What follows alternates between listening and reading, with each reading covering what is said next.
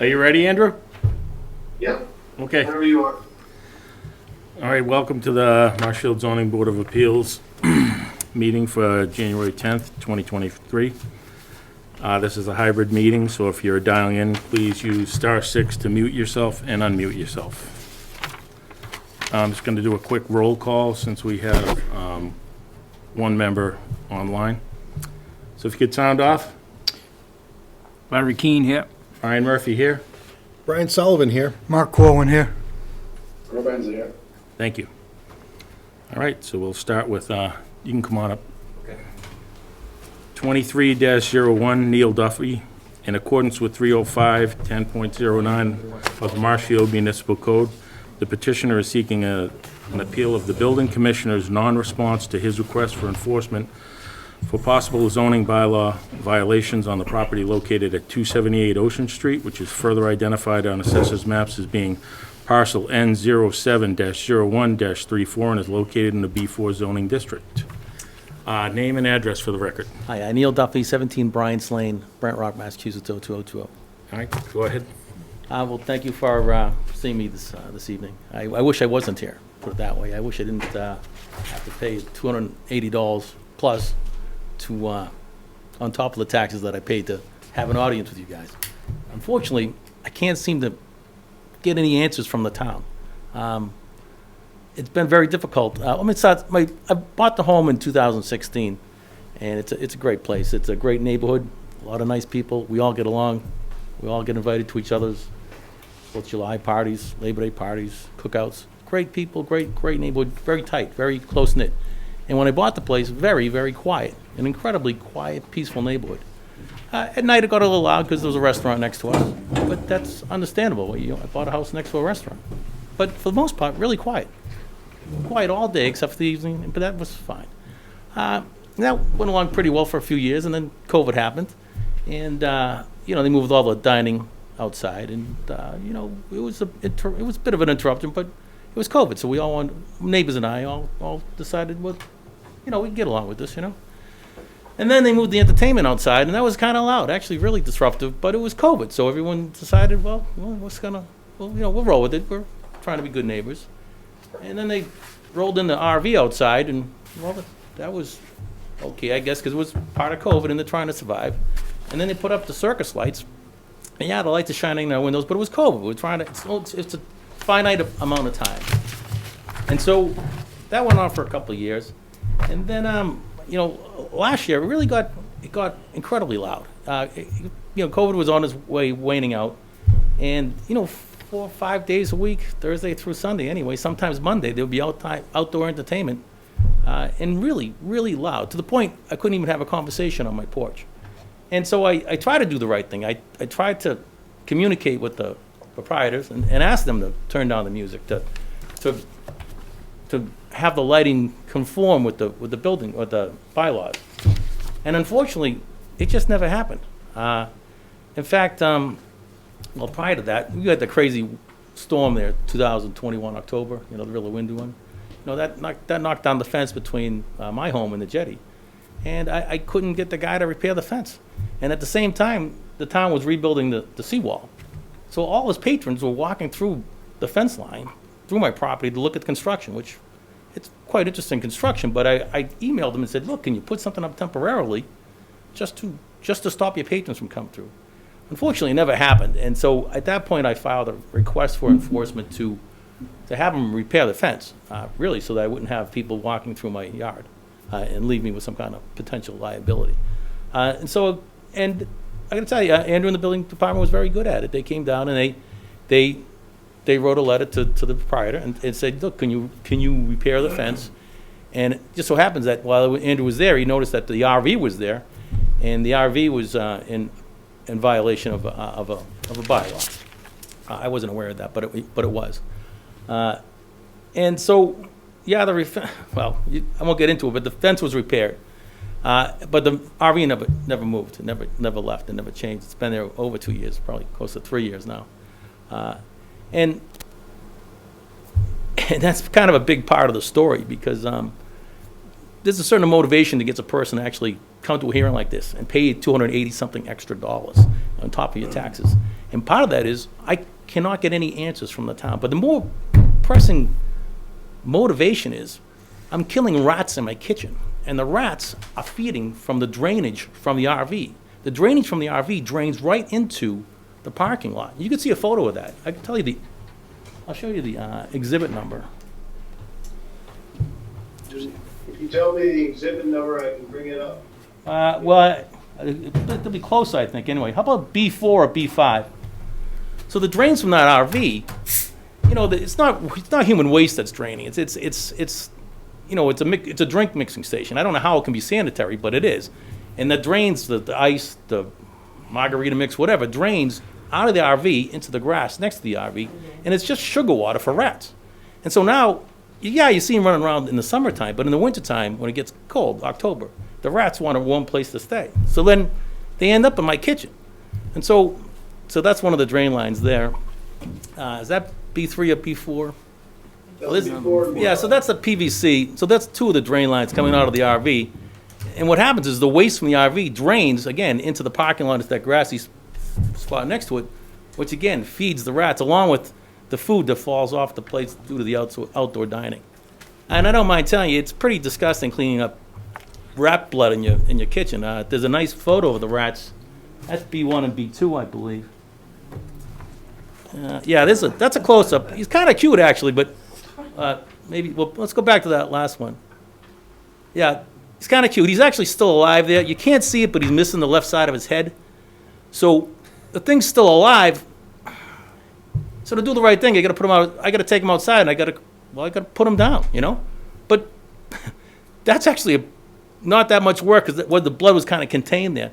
The rat I caught in October of 2021, it took the top of his head off, and he ran around the kitchen until he bled out and died. And that was terrible. That was disgusting. It took me an hour to clean that up.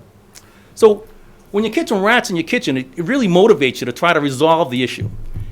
And part of the issue is that RV right there with the drains that drain into the parking lot.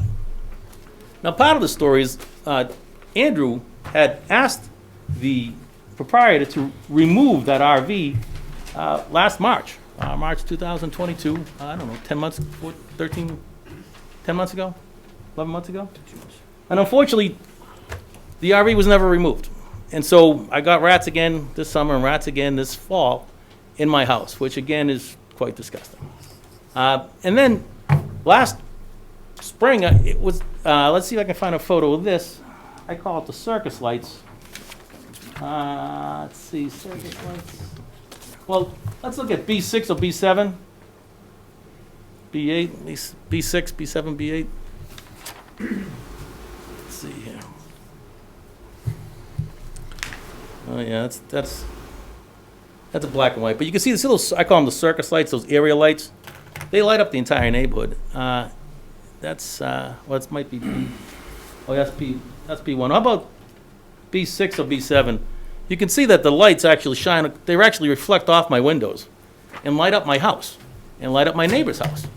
And I got to tell you, that gets pretty annoying after a while as well. Not as annoying as the rats, but pretty darn annoying.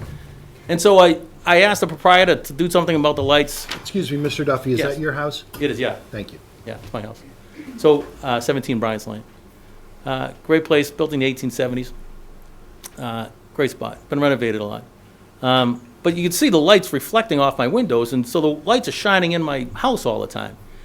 So I asked the proprietor to do something about it, and he did try a little bit, and it corrected a little bit, but I don't think you can do anything about those circus lights because they're so high. So I wrote a request for enforcement to the town, and nothing ever happened. And that was last May. And so that's a motivation to be here. And there's some more lights shining into my porch. And then, I don't know how this happened, but I can understand the outdoor dining because of COVID. And it was COVID, and everyone was trying to do the right thing. But they also moved out the outdoor entertainment. People playing at night, playing Thursday, Friday, Saturday, Sunday. Not night, actually, in the afternoon. And it gets really loud, like to the point you can't have a conversation, again, on my porch. So I asked the proprietor to do something about you can look through all the exhibits here if you like. I've read your stuff And, that you sent us. those are 4x4s the proprietor stole from me. The ones in half, his work is stolen, put up to fix the fence that was down for 4 months. Actually, I can't quite see it, but so they stole my 4x4s and repaired the fence, which I don't mind telling you, pissed me off. And I've got cameras, so you can see them on cameras stealing my 4x4s and using them to repair the fence. So I could probably guess I'm a little frustrated with this situation where it's the noise from I don't know if I've asked if there's permits for the outdoor entertainment, but I can't get an answer from anybody. The request to do something or make the lights comply with the bylaws, that hasn't happened. I've asked to have the Jetta, the RV removed to clear up my rat problem, that hasn't happened. So I'm kind of stuck, and I'm here to ask, give me some advice. I don't believe the things I just listed, the lights, the noise, the RV. I don't, as far as I could tell, they don't meet any of the bylaws. They just don't, and I can't get the town to do anything.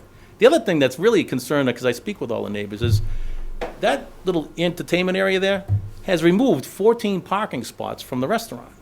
Now, this is a very tightly packed neighborhood, and some of these places only have one place to park. Some have no places to park. So their guests, or sometimes they park out in the Esplanade. Well, that's 14 parking spots that are now pushed out into the Esplanade. And I know one of the bylaws is part of that, that's one of the bylaws, parking spaces, removing parking spaces. And if you remove parking spaces, you have to replace them somewhere.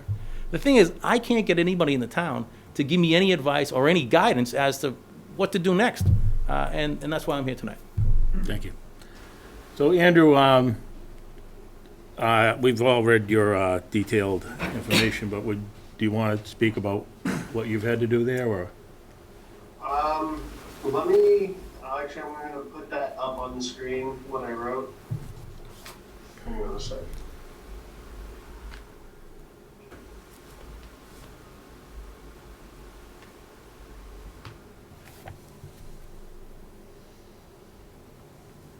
Can I jump in while you get that going? Sure. I think the rats can be taken right off the list there. I live 4 streets away with multiple businesses in between myself and Brian's lane, Brian's Down, and I have rats. Who's that? Yeah, can we get your name and, Is this Grover Hensley? I thought. It's Grover, yeah. yeah, all right, Grover. All right, just Everyone want to make knows sure. that's Sorry. I was I know this is Grover, but I gotta. I didn't see it. It's my sick Sorry, place. yeah. Everyone has rats in Bright Rock. It doesn't have to do with the jetties, drainage off of their RV. It's everyone, every business, the marsh, the new seawall, and I think that can be taken right off the list of issues here. I don't know about that. I mean, I can actually see him in the summertime underneath that RV. And it actually, it's like sugar water. It's like a feeding spout for. Well, the rats are not a zoning violation, so we're going to stick to our purview, which is zoning. Fair, but the rats are being fed from the RV. So the RV is apparently, was requested to be removed by the building If we had commissioner. jurisdiction over rats, we'd be gods. Yeah. So go ahead, Andrew. All right, go ahead, Andrew. Yeah, so this is, these are my comments that I submitted to the board. So I've received a request for enforcement on the jetty property last spring about the fence, which I showed the pictures of. Obviously, it was damaged, it was blown through in a storm.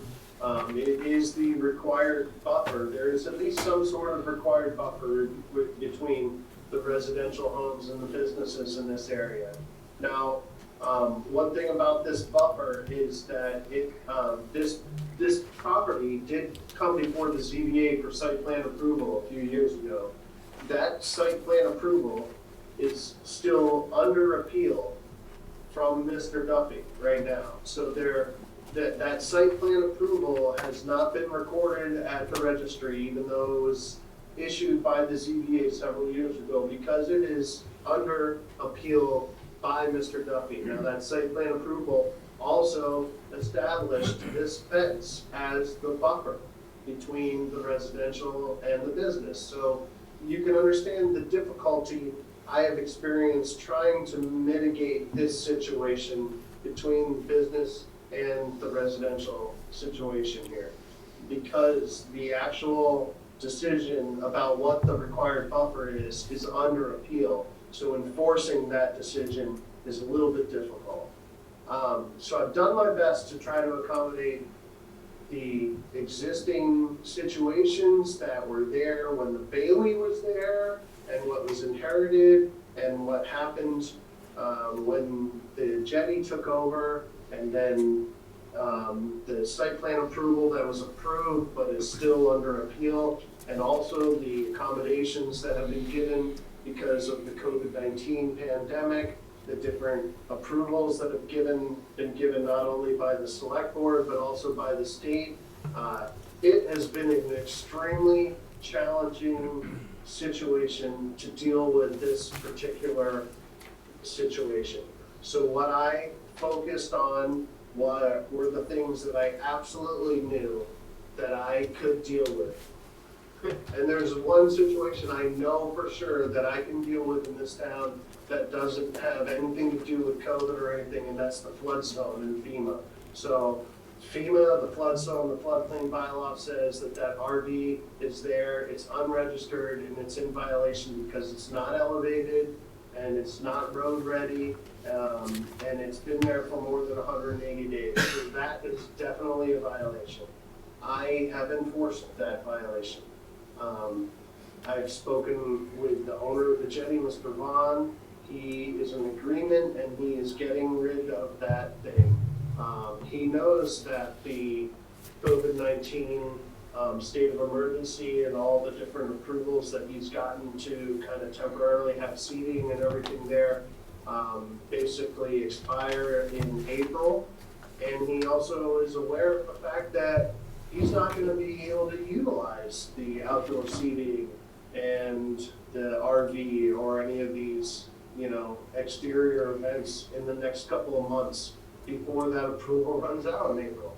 So he has agreed to comply, to clean up the site, to get rid of the tent structure, to get rid of the RV, to get rid of the just miscellaneous debris and other things that are on site that could be in violation of the flood zone. Because that is the one thing I knew, that regardless of COVID, flood zone, floodplain zoning, that's not gonna change, and I can enforce it because that's my job. So that's the one thing I focused on here. Okay. Lighting, the use of the site as a temporary outdoor seating, as entertainment. I mean, that is all very unclear to me as far as where the ZBA jurisdiction lies, where the select board jurisdiction lies, and where the governor's jurisdiction lies. So in that regard, I told Mr. Duffy, you can put a new request for enforcement in, and I'm going to purposely fail to act on it because I don't think I have the capacity to answer the questions that he has, and I need a definitive answer from either a board made up of residents or council or somebody that's got a little bit more knowledge than I do as far as these things go. And that's where we're at. Andrew, real quick if I could, is that site plan approval that's under appeal, would that address the lighting in that area? It did address several aspects of the lighting. I can bring up that site plan approval real quick if you'd like. And that would address the fence also as part of that, correct? It addressed the lighting, addressed a couple other aspects of the site as far as the parking. Outside entertainment, anything like that? This is the thing though, all that kind of got thrown out the window with COVID because Right. the Yeah. entire parking area became, and that is all still valid. Through Yeah, April. I understand that, but that'll be going away in April, that'll be going away. Right. So, but as far as the site plan approval that is in there, I'll bring that up right now for you if I can grab it. But, And what you're saying, in April, once the COVID allowances go away, if you will, that parking lot will be restored to a parking Parking lot. as it was before. It would be restored to the original parking. and what I would like to get some sort of answer from somebody that knows a little bit more than me is it restored to what was there before site plan approval was granted because site plan approval is currently under appeal? Or You know what I mean? Like, The how can I original- enforce something that's under appeal that hasn't been recorded at the registry is kind of where I'm at, you know? So Bob, how do we handle that? The jetty is obligated to follow the existing site plan approval, Okay, regardless of whether it's under appeal. and what about this COVID stuff where they allowed them to eat outside and They are apparently? allowed through April 1st. Right, so the lighting, that would naturally go away. No, I mean, the lighting is not necessarily something that they also have the authority To put up, to put up. so we can get rid of the lighting. You could order the lighting to be removed. Well, the lighting is hanging off of a pole that's in the middle of the parking lot. I would imagine if that parking lot is restored to what it was, they wouldn't be able to manipulate around a pole. I don't know where they got approval to put in a light pole that's 20 feet tall and put Well, lighting up. that's the thing, they never did. They utilized the state of emergency and the fact that they were granted approval through the select board that didn't necessarily require them to come back to the ZBA for site plan approval for what they were doing to put that up there. And, I mean, that's kind of gone on with a lot of properties, and it's honestly a situation that I'm having difficulty deal with. all I the understand, time. because, I mean, I think it's pretty clear they're allowed to continue to have their outdoor dining during regular hours. I don't think the lighting as proposed is in any way appropriate. I don't think it's permissible. It wasn't something the selectmen approved.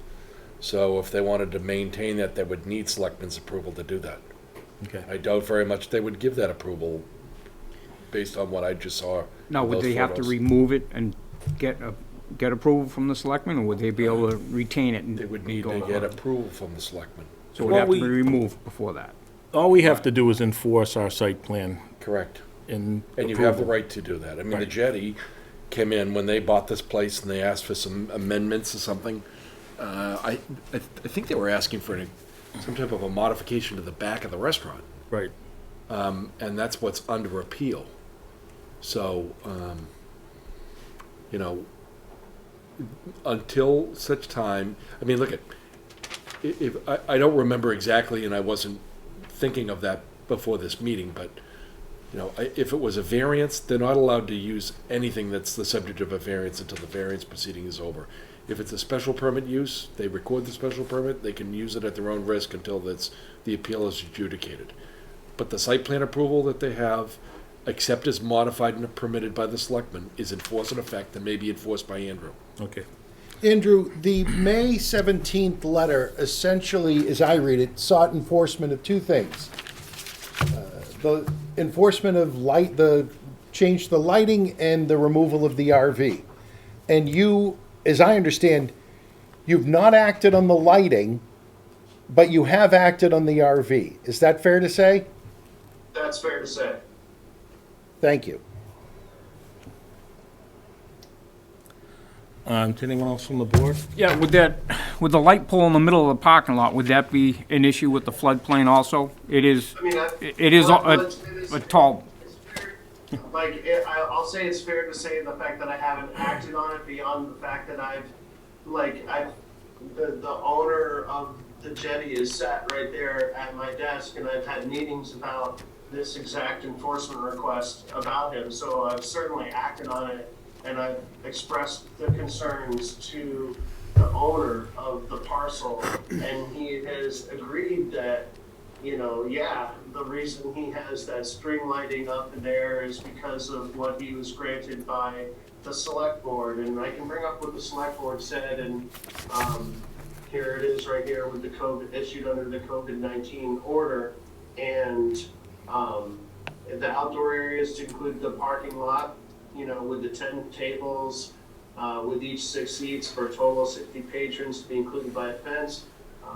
That is pretty much what happened there. Obviously, you know, it's been tough in enforcing these seating things. There was no established procedure. I mean, we go through our normal interior inspections of these areas. They required egress, emergency lighting, accessibility, you know, all of those different things, but we really haven't there's no guidelines for how to work with these outdoor seating temporary COVID-19 areas. So it's all been up to the select board to kind of issue these permits, a lot of them just kind of have this random, or not random, but I mean, you know,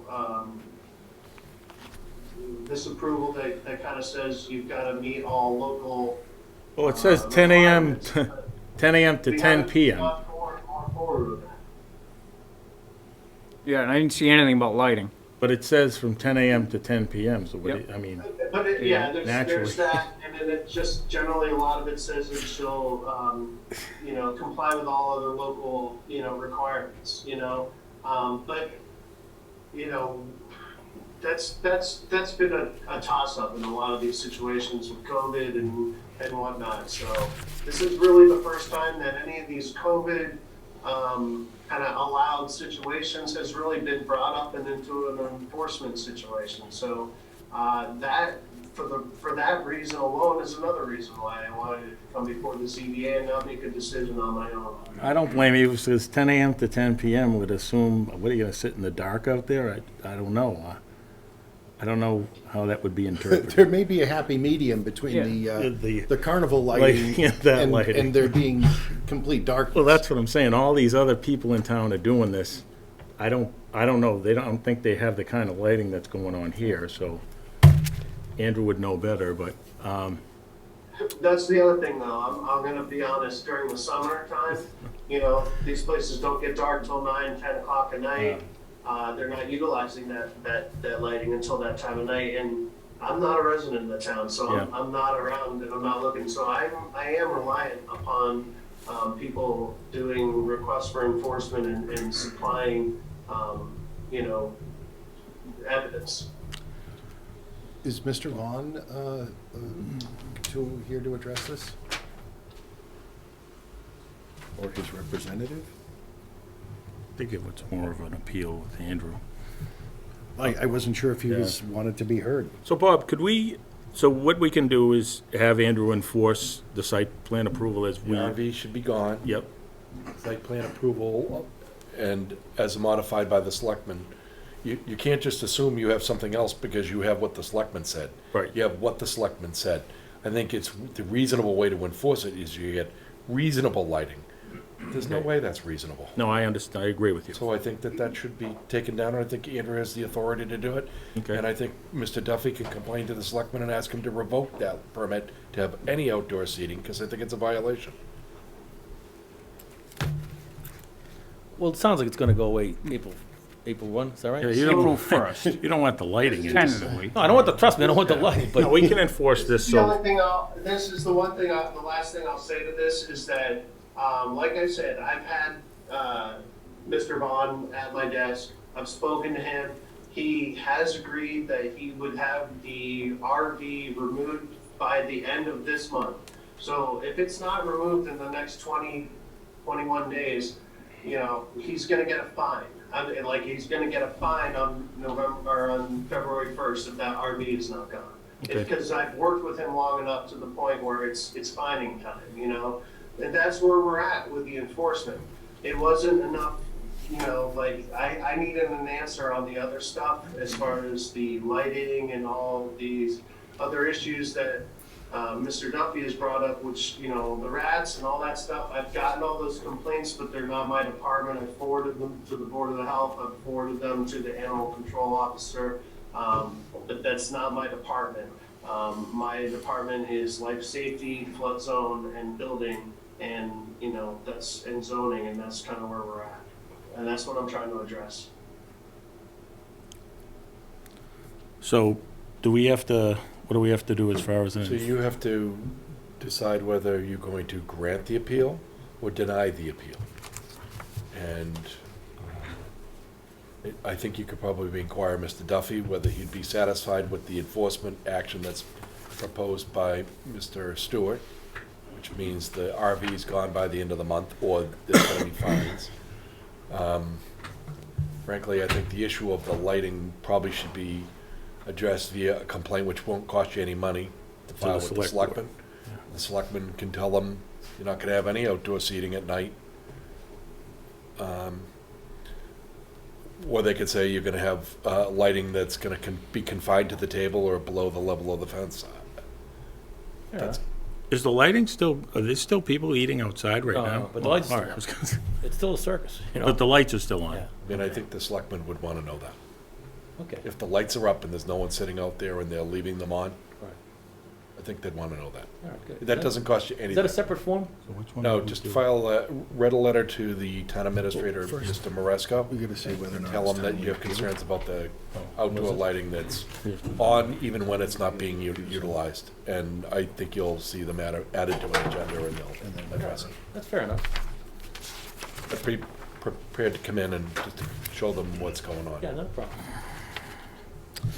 So But I think that really was, the issue was Andrew couldn't quite make a call Well, because you it can was see such it's a, something such out a of the, unique, yeah, it's not situation. normal.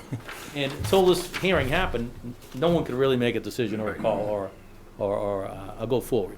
So it was a productive meeting. So are you satisfied, though, Yeah, that if no, the fine. RV is gone by the end of the month? Yeah, that's fine. Look, I just couldn't get any answers from anybody, and so this was the way to approach this situation. So yeah, no problem. Well, it appears with this, the lighting being addressed, the RV being gone, everything else here is pretty much gonna be addressed April 1st. Exactly. Yeah. Yeah. So I'm I fine. don't imagine, just from what I've been reading, that they're gonna extend the COVID rules. That'll be changed. It'll be Right. restored to a parking lot. That'll alleviate some of your concerns. I appreciate the fact that you said that you did buy a house beside a restaurant. This gentleman, Yeah. definitely, he's trying to run I a agree, restaurant, I trying to agree. run So a business, and it's but difficult. Really, at night it's loud, but I never say boo. No. You know, Yeah. I know what I Yeah. bought. From what Mr. It's just Duffy the said- afternoon. It's the afternoon was tough. Yeah, From what Mr. Duffy said, this was not a problem prior to COVID. yeah. It was the Yeah. measures that were taken But it's by unique, the the jetty. business was struggling to survive also, just, Sure. so, And I mean, it's I know it was tough, good but- about it. You know. You said you were you and your neighbors were okay with it because you It was understood the COVID. We COVID, were right? trying to do the You had right nowhere else, you had to go outside, Sure. so. Not a problem with that. All right, so, So I would recommend that you deny the appeal okay, without prejudice to it coming back in the event that this issue is not resolved by February 1st. okay. Second. Second, what Bob said. Everyone else? Larry Keane, aye. Brian Murphy, aye. Brian Sullivan, aye. Mark Quoven, aye. Grover? Wednesday. Thank you. All right. Thanks so much. Thanks for your I'm time. glad it Thanks- got resolved. Thanks for your You wanna keep extraordinarily this for the, thorough No, we application. have- Thank you, we but have our thank you stuff. for your patience as well. You might need it for the select board. Yeah, you Yes. would definitely, I would give that to them, All right. Good. you know, I will. Thanks. and it luck. won't cost you any money, which is good. All right. Good. All right, thank you. Any more money? Well, any more? There's no refund. No refund. Thank you. I'll take that. Because we have the one for the record with Nancy. All right, so we have 23-02, Joseph and Jody McDonough. The petitioners are seeking a special permit in accordance with 305-1109 of the Marshfield Municipal Code to create a 26-foot by 26-foot accessory apartment above the existing attached garage of the property located at 36 Waterman Avenue, which is further identified on the assessor's maps as being on parcel K1125-08 and located in the R3 zoning district. Oh, go ahead. Name and address for the record. Joe McDonough, 36 Waterman Ave. And Jody McDonough, 36 Waterman Ave. And so we're here to ask Put an for... accessory apartment. Yep. Andrew, do you have that up there? Yep.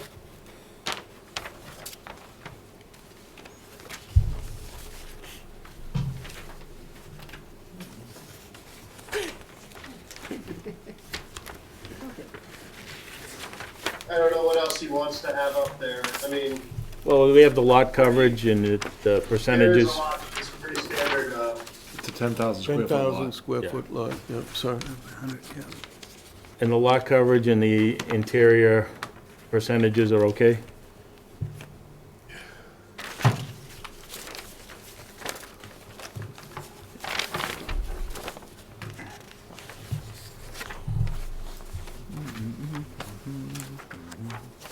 yep, 100 by 100. Okay.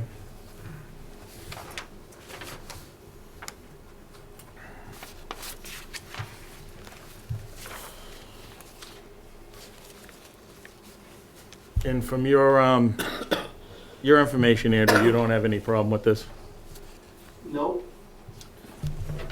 Bob, you don't have any? No, I mean, it looks like it's Pretty a, standard what's happening around town right now. right over the garage. They're not extending the footprint. It's less than 40%. They don't have any issues now with the, having done work on the home. I think it's more of, the board's agreement that this is approvable and imposing the statutory conditions.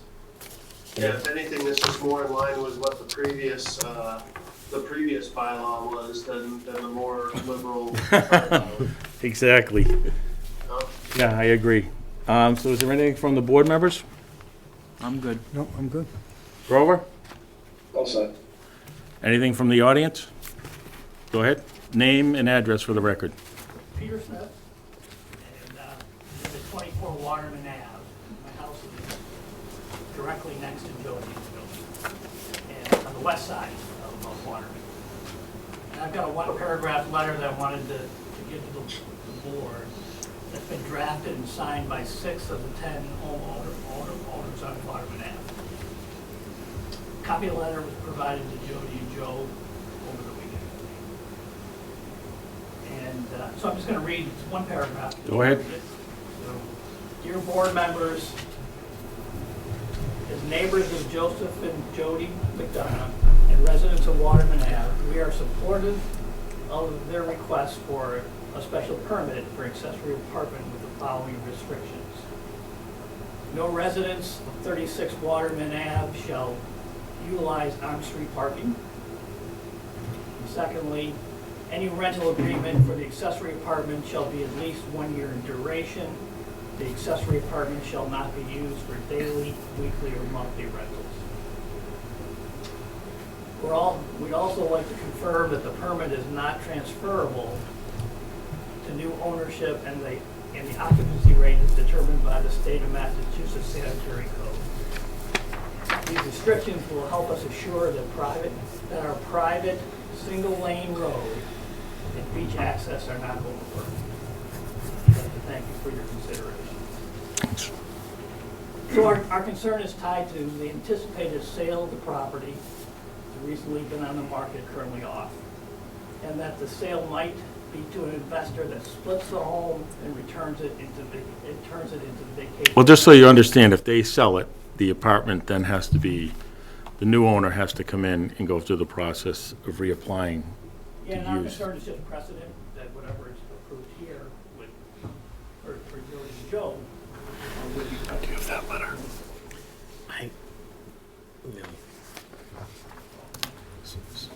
And then this, just, No, I'm making you aware that this is a private one-lane street. You really can't handle a scenario if this property is rental properties. I've done a site visit, so I know what I'm looking at. I have it, I just don't have it with me. Name and address for the record. Joseph McDonald, 25 Waterman Avenue. I'm sorry that the McDonald's are moving, and I'm also sorry for the eyesore that they have created by clearing the lot next door. It's a disgrace, and I'm very disappointed with it. And as Peter said, make sure they're not parking in the street, that all the vehicles should be maintained on their own property. That's all I have to say. Thank you. I'm Shaughnessy, 43 Waterman Ave. We're at the end of the street. Again, it's a single road. My family all would be opposed to make sure that in the event that, as Mr. Smith had indicated, if there was some type of change, because the house has been on the market, that it wouldn't remain as it would be evaluated if it was to go forward. Okay, so like I said, if it does change hands, the new owner has to come in and reapply. It's a huge issue with regard to the road, though. It's always been a road. It's always been there. We've been down there over 66 years. At the end of the road, it used to be a dirt road. Now it's a paved road, since they have sewage. But it's a concern. We're summer residents down there, and we have rentals, single-family rentals on the street, but they're not apartments. They're both single-family. So my my mother wanted to ensure that we represented ourselves to make sure that you were aware that we weren't, positive with regards to this meeting. Thank you. Any other questions from the audience? Anything from the online audience?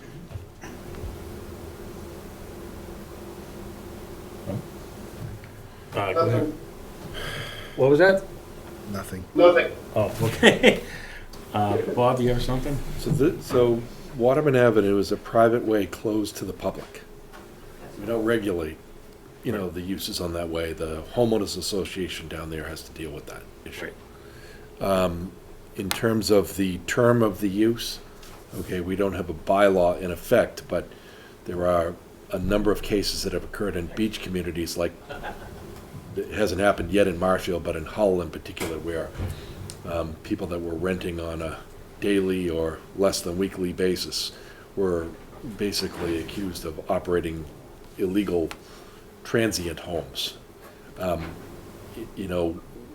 we don't regulate the interior use of a structure necessarily. We would if it became a business, but in this particular case, the principal dwelling has to remain the owner's private residence, Right. or primary residence. So, that's how this works. The other conditions you required, that you should have an as-built plan, you have to have approved water conservation devices in the apartment. The special permit terminates on the sale or transfer of title. They have to get a new one, and then there's the annual recertification process by January 31st of every year. And I think those are mandatory conditions by the bylaw. But we can't add in what he's asking for. You can, but they could be appealed, It's- and it's probably be unenforceable. unenforceable. It's outside of our jurisdiction. Well, the homeowners association would be responsible for the They park. can correct? regulate parking. Yeah. That's not us. Yeah, which is what, obviously, if you look at, this is why I said it's fine, because this site has definitely adequate parking, in my opinion. Okay, Easily 12 cars, if you put them tight, yeah. all right. So is there anything from anyone else? I just want to emphasize the importance of not parking in the street. There's not enough room for people to be We've addressed driving it. down there. They already do it, they're driving up and down, it's a disgrace what's going on in that neighborhood. You call the police and they laugh at you. Well, because they have no jurisdiction. You do. As the homeowner, you do. Is there a homeowners association there? And it's a Yeah. private street Who Yeah, who it's a runs private that? street. without public access. Does this meet like the 4 objectives, the special consideration? Is that what you're saying? I know in the bylaws it says that there's 4 sections that would meet the special considerations. Is that what this takes place? This meets the requirements to have a accessory apartment in it. It has everything it needs. I'm not objecting to the apartment, I'm just objecting to make sure they don't park in the street. But that's beyond our jurisdiction. Kind of like rats. Back in the same shithole we were before. No, not necessarily. You have a homeowners association. You address it guys with them. can enforce it. So then we should go through the homeowners. Right, if they're the, parking in the street, association. you guys are the ones that enforce that. There's no park, we haven't parked in the street. They're just hypothetically speaking. It sounds to me that if you don't park in the street, you have no issues. So, I move that the board grant the applicant special permit to construct and maintain a residential accessory apartment over the existing garage at the premises at 26 Waterman Ave pursuant to section 11.09, the zoning bylaw, subject to the conditions as shown on the site plan dated September 14th, 2017, as shown in the elevation of floor plans by Custom Home Design dated July 26, 2017. On the grounds that the applicants have demonstrated they've met all the requirements as set forth in section 11.09C1 to 10. Is that got everything? We don't, thanks, Grover. All in favor? Henry Keene, aye. Brian Murphy, aye. Brian Sullivan, aye. Mark Corwin, aye. Gordon, All right, thank you. Thank you. thank you. Do we have Paul Sargistano? I just told Bob, this is The one, the. Dish Wireless. I Is he online? haven't talked to him since he submitted the application, They may not be aware that it's that he on. had to come back. Oh. So he might not be here? No, so you should probably, This is a situation, honestly, where the board should hear this and should proceed, because this was we agreed that this was more of a formality. We already granted. they didn't apply for the special permit, so we made them apply. And So- we made them apply for the special permit. All right, they so did is he apply. online? Yeah, this is the application for the special permit. Remember, I pointed that out, they came in for site plan approval and they were unaware they needed the special permit, so now they've applied for the special permit. Nothing has changed. This is installing on an existing antenna. It's actually what the bylaw favors.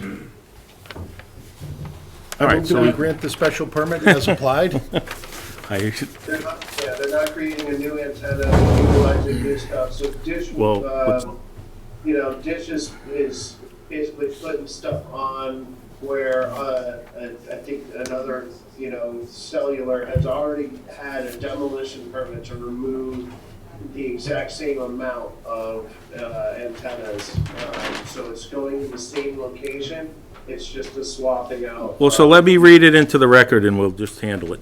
22-127A, Paul Stehano, Dish Wireless. The petitioner is seeking a special permit in accordance with 305-1112 of the Marshfield Municipal Code to add 3 proposed antennas, install 3 antenna sector frames, install proposed jumpers, install 6 proposed RRUs, and install 1 proposed hybrid cable on the property located off Ames Way, which is further identified on the assessor's maps as being parcel F150104.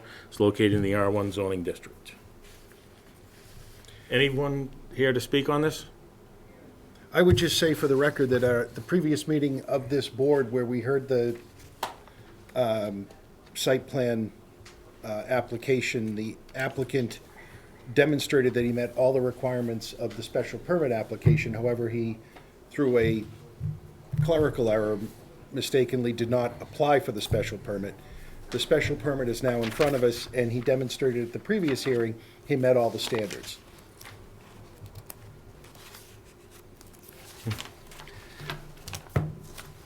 All right, so go ahead and make a motion, Brian. I move that we grant the applicant the special permit under 11.12D2 of the Marshfield zoning bylaw.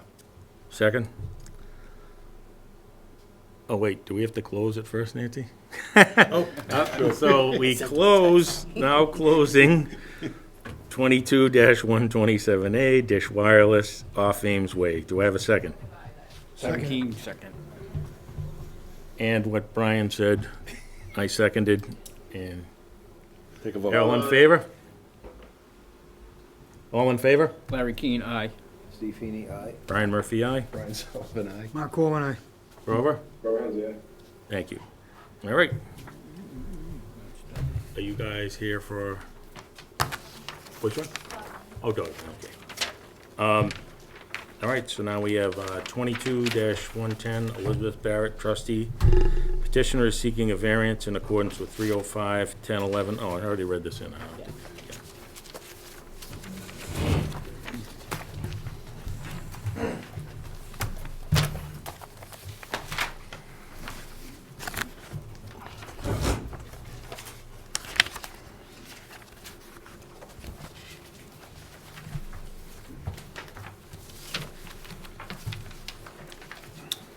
Go ahead, name and address for the record. James F. Creed Jr. of Creed and Formica, representing Elizabeth Barrett as trustee. I submitted to you a memo, and I have 2 typos that I need to make you aware of. In the first paragraph, I referred to the property as being in an R2 district. It's actually in an R1. And somewhere in here, there's a reference to Situate. That doesn't apply.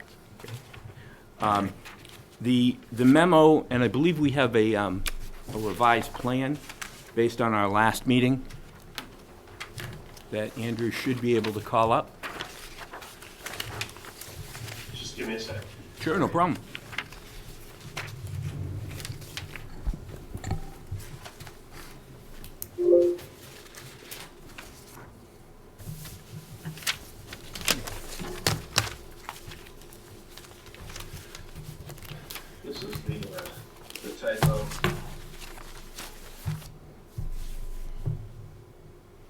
No need to emphasize it, Andrew.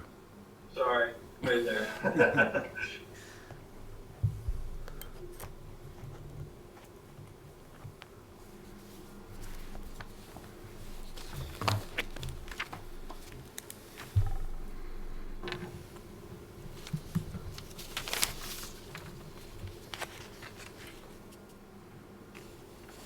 All right, Jay? Yes, that's one of them. Just let me know what you want to bring up, and I'll bring up whatever you want. Is this the one that Dana provided you? Today, yes. Okay. Well, you had 3 exhibits in, I had 3 exhibits in the memo. Yeah. I'll get to those in a second, but I think this is the one that that you folks wanted to see. This was what is before, I believe, conservation. That's correct. What happened to conservation? Conservation didn't take any action. They would much prefer that you folks take action. did they give us a delineation of or- where he can build? No, they continued without doing anything. All right. They want the zoning board of appeals to tell them basically whether or not somebody can build outside of the circle, the building circle. Okay. I don't think that applies to what their decision is.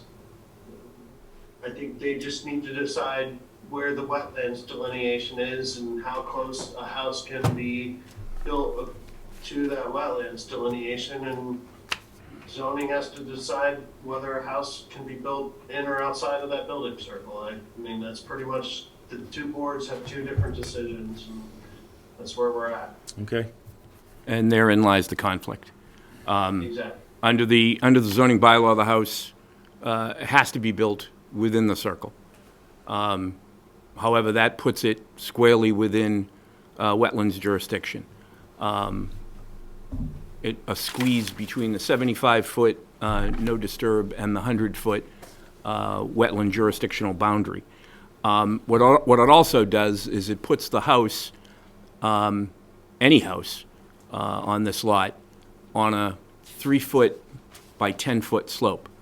So from the 100-foot boundary, the slope drops from approximately 82 feet to 50 feet.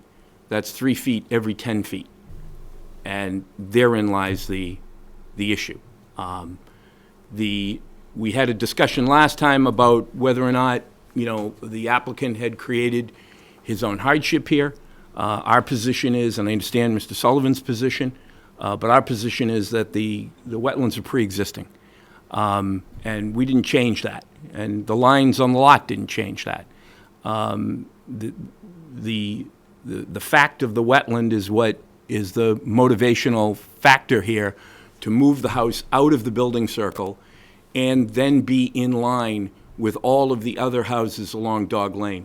And if, Andrew, you could call up Exhibit C to my memo.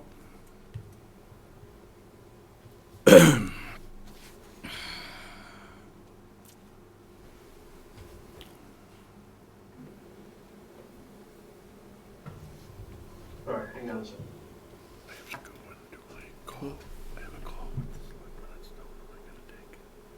What I've done is I've highlighted the lot that was created, and then in yellow, and in pink, the houses that exist along Dog Lane. Each of the houses is along Dog Lane, fronting on Dog Lane. The location that we're choosing, which is approximately where that hand is that Andrew has, would be consistent with the rest of the houses along Dog Lane, as opposed to behind the existing house at 36. So the question is this a substantial derogation from the purposes of the bylaw? Andrew, can you go back to that exhibit, please? Would you say, Mr. Creed, Attorney Creed, that those houses highlighted in pink conform with the building envelope circle as required by the Marshfield zoning bylaw? I have absolutely no idea because I have not drawn an inscribed circle for those lots. Well, it would appear to me, I know that They do. 36 does. yes, and it would appear that all those 4 homes comply, and arguably across the street, comply with the same building envelope. However, your proposed structure would be an anomaly for the neighborhood. Well, that gets to the purpose of a variance. By its nature, by granting a variance, you're specifically giving someone authority to do something that's not allowed under the bylaw. To derogate If- from the intent of the bylaw. No other houses on that street derogate from the intent of the bylaw other than your proposed dwelling. Well, I mean, with all due respect, Mr. Sullivan, if that's your position, then there's nothing I can say that's going to resolve your issue. Because you're seeking a variance. You don't meet the definition of a hardship.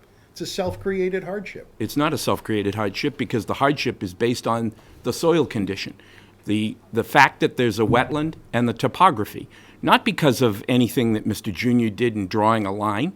Those conditions relating to soil and topography pre-exist the drawing of that line. And what you have the opportunity to do is benefit the public by keeping this house outside of the jurisdiction of the Conservation Commission, out of the wetlands, and ensure that there's no negative impact on those wetlands. That's the But jurisdiction instead, of- what that's you the wish... jurisdiction of the Conservation Commission to apply their rules to ensure there's no detriment to the public. It's not the zoning board's job to do the Conservation Commission's job. Well, and as I said, Mr. Sullivan, basically there's nothing I can say that's going to convince you that a variance is warranted here, because your position is intractable as far as the hardship and derogation from the zoning bylaw. It's applying the That's law why. to the That's law. why. Well, let me know when I can finish.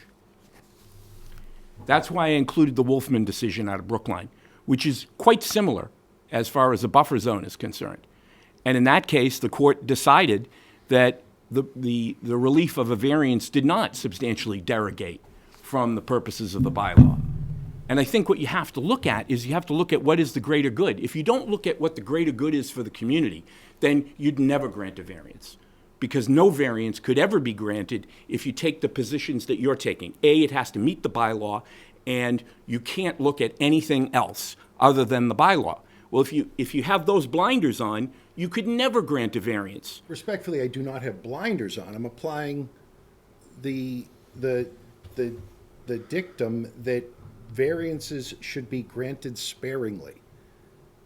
Well, And this lot was created. The hardship is the house is going to cost more to build. It's going to be a different house than would otherwise be able to be built were the variance granted. And I'd suggest that you read It's not Wolfman, that it's- because it's not that's exactly where the court came out, that on the cost that was implicated by virtue of having to meet the bylaw. That was exactly the point in Wolfman. And if you read Wolfman, that's what they say. So you're denying what the court has allowed by virtue of that case. That in and of itself can create a hardship. That the topography of the lot, creating a financial burden on the applicant, can meet the definition of a hardship. If this lot were not created after it was purchased for 200,000 and change, sold for 800,000 and change, and then this lot was sold for 400,000 and change. So the developer has already more than made their money on their $200,000 investment. So I don't see the hardship. So you're saying he's already made his profit, so therefore you're going to deny him. Based on, I don't know based that on that's a the standard for the denial of a variance. transactions in the last 18 months. But again, where is that as a standard for the denial of a variance? Well, the You're standard. going to deny it because the applicant may have made money? No. Not because the I mean, that's the applicant analysis made that you money. just The went through, applicant- the alleged profits that were made. The applicant has made a substantial profit from Thank the you. development of these. You're saying it. You're making my point. That's not a standard for the denial of a variance. And the lot can be developed. It can be developed in compliance with the bylaw. It certainly can. It certainly can. There's a building circle, and a house can be built on a 32-foot slope. Mm-hmm. Yes, absolutely. Is that the thing that we want to do as a community, and you folks want to do as a zoning board of appeals, is approve a house within the jurisdiction of the Conservation Commission with potential impacts on the wetlands, when you have the opportunity to, by way of the grant of a variance, allow that house to be built more in conformity with the other houses on the street and on a flatter section of the land, which has a roughly 6-foot slope? That's the question. And, you know, I know, with all due respect, I know what your answer is. But, so I addressed that to the other members of the Zoning Board of Appeals, because I know that there is at least one no. Brian, this is Exhibit A we have right here. I really can't read this too well. Andrew can put it up. That building circle that's there, and you have the Andrew, can you structure. put up Exhibit A in the, that's it there. I couldn't read that Okay. plan either. So that's what's proposed right now, that what you're saying can be built tomorrow. You feel confident that could be built right there. That's where the. That meets, that structure's within the circle conforms to the lot, so that would be a buildable lot. Andrew, I think, has addressed it here. But This is a buildable lot by zoning standards and meets all density and dimensional requirements buildable lot under the inland wetland district. It is, but it would have to, because there's a 75-foot no disturb. Yep. So it would have to be outside of that, if you see the dash line, outside the dash line, and still within the circle. So the only piece of the circle, in essence, approximately 2/3 of the lot is unbuildable Yeah. as a function of the wetland. Yeah, and what I'm looking at here, where the structure is put, it's up there, so it Correct. meets that. So, the way I'm understanding is you feel confident you can go and get a permit to put the house right there? Yes. Okay. So, That's the whole point. I'll just gonna clarify something real quick, because you've got the building circle, but you also have the side setbacks that you've gotta maintain too. So the building circle isn't the full area of what you can do with zoning, right? So Yeah. it is a little bit more restricted to this kind of middle section of a house. And within that section of a house, there's a very steep topography. And Yeah. that's the reason, and it's also gonna end up being that small little house on steep topography will be Yeah. basically behind another house, where Yeah. all of these houses, like you said, are gonna be are along Dong Lane, you know, and this one house will kind of be back, undersized and behind it. That's why they're looking for the variance, for it to be kind of up front and out of the way. Like I said, they have proposals and everything. They could potentially put something else small back down there. The reason they're looking for the variance is because of those aspects of it, you know. I'm pretty clear as to what they're trying to do and what they want to do here. What I was under the impression at the last meeting, that it was going to be to the point where it was a permanent piece of property. And then we were discussing whether to move it forward or not. At this point, we're still in the same boat we were last time around. Right? Yeah, do you show, I thought I saw on that conservation plan, you showed a house drawn. This house doesn't conform, but there's been several iterations. I've seen several iterations of houses, right? Yeah. But this is one that could potentially conform, but also would need a variance. You know, we also have the original one that was completely outside of the building circle, that would be more in line with the frontage of Dog Lane. This one that was just given to me, that's been given to Concom, sets it back even a little bit more.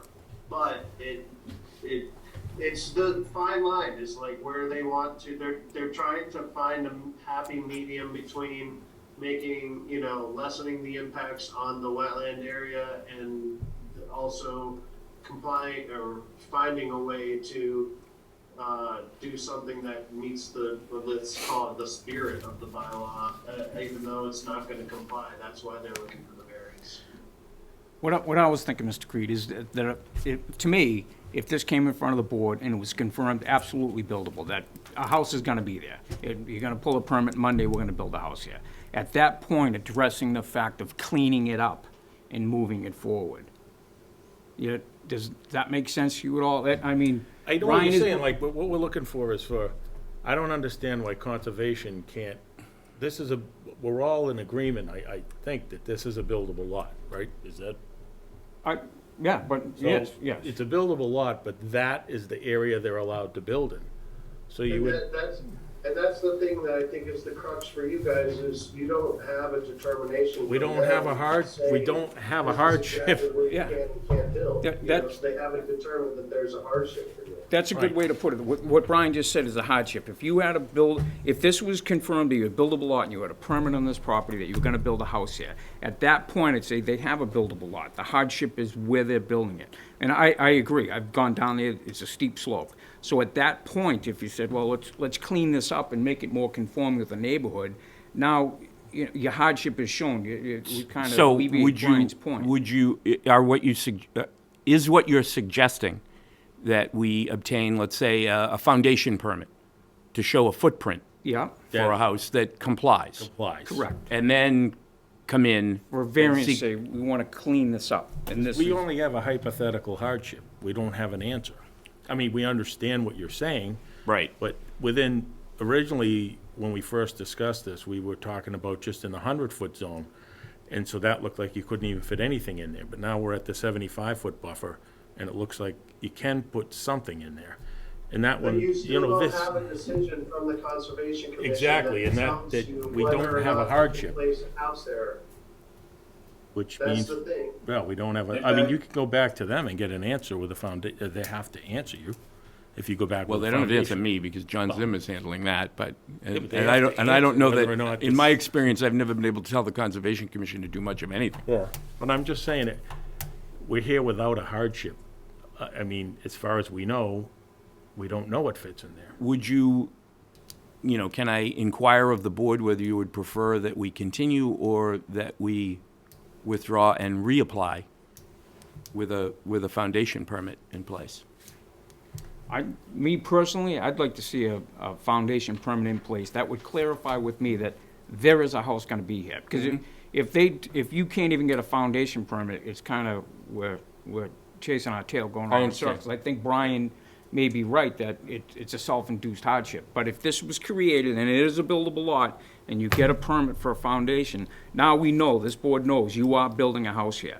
Now we can address the fact of, how do we make it more conforming to the community, and best for everybody? There's gonna be a house here, now let's make it as nice as we possibly could. So Nancy, our 100 days to answer this, are we into that already, or are we They will have to extend. either extend or withdraw without prejudice and reapply? I think it's probably better, and this is just my personal opinion, to withdraw and reapply because Because we get something, different a from what clean, was advertised before. we get something clean and new. So, I mean, yeah. just in my opinion. So, how does the board feel about allowing to withdraw without, well, I mean, if he makes the suggestion.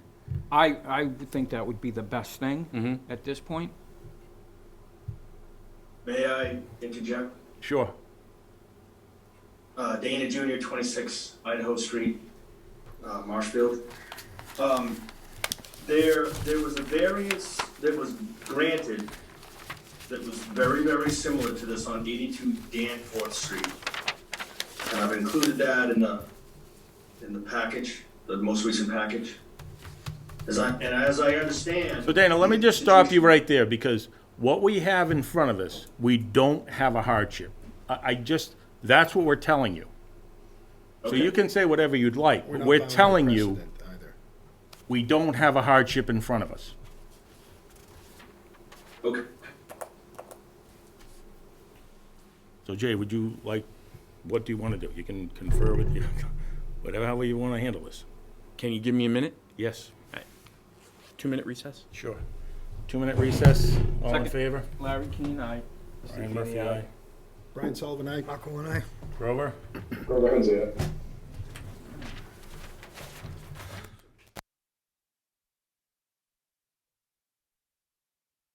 Larry Keane, second. All in favor? Larry Keane, aye. Brian Murphy, aye. Brian Sullivan, aye. Marco and I. Grover? Grover Hensey. We will withdraw and reapply, Okay, so just make. if you would allow us without prejudice. Yeah, make a motion to, so I'll make a motion for 22-110 Dog Lane, to withdraw without prejudice. Do I have a second? Larry Keane, second. All those in favor? Larry Keane, aye. Brian Murphy, aye? Well, go ahead. I was gonna say, do you wanna hear from the public, or does it matter at this point? Does anyone here want to speak? Is there any way we can, present anything to the Conservation Committee on this? Oh, absolutely, at the meeting when that goes. What they're doing right now is they're pulling this application, so it doesn't exist anymore. There's no point in public. There's no sense in speaking, but if you'd like, to hear from them, see. No, Okay. I wasn't sure, just making sure you're doing your job. Oh, no case. Brian Murphy, aye? Brian Sullivan, aye. Mark Owen, aye. Grover? Provenza, Is that everything, Nance? I believe so. I'd like to have an open discussion about rats next. Move to adjourn? Second, all those in favor? Larry Keane, aye. Steve Feeney, aye. Brian Murphy, aye? Brian Sullivan, aye. Mark Owen, aye. Grover? Provenza, Thank you. Thank you, folks.